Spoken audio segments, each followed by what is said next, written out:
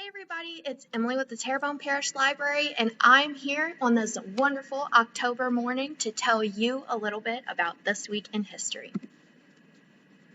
So on October 5th, 1921, the World Series was broadcast on radio for the first time ever, with sports writer Garland Rice describing the events of the game. And so this image that you see right here is actually an original ticket from Game 1 of the 1921 World Series between the New York Giants and the New York Yankees. Interestingly, the Giants went on to win the 1921 World Series. On October 6, 1889, Thomas Edison shows his first motion picture. So this invention became known as the Kinto phone, which operated through images on glass plates. His assistant and he created a more advanced version which replaced the glass with film, which is what we're more familiar with today.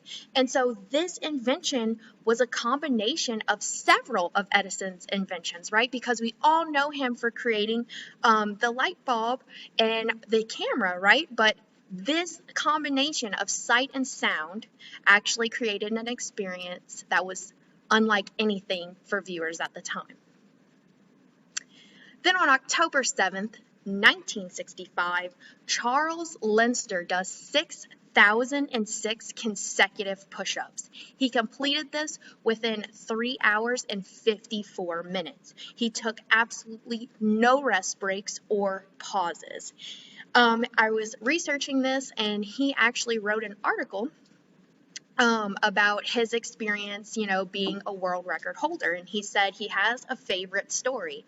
So it was the summer of 1987. A local DJ asked the question, what happened at a New Trier high school on October 5th, 1965? So Mr. Lindster's friend Seymour was listening to the station and let Lindster know that, hey, look, they're talking about you on the radio.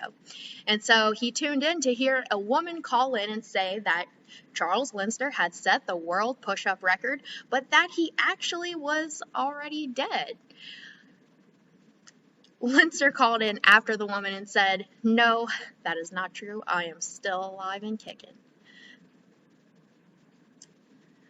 Then on October 8th, 1645, the first hospital in Montreal, Quebec was founded by nurse Jeanne Mance.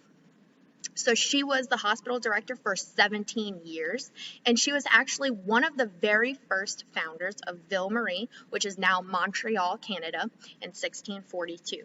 So she was one of the colony's chief supporters, and she organized a lot of funding and support from France. And then finally, on October 9th, 1888, the general public was admitted to the Washington Monument for the first time. So this is actually the tallest building in all of Washington, D.C. at 555 feet. The original steam-powered elevator took 10 to 12 minutes to reach the top, while today's elevator ride to the top only takes you 70 seconds. And so that's it for today. Thanks for joining us, and as always, I hope you guys learned something.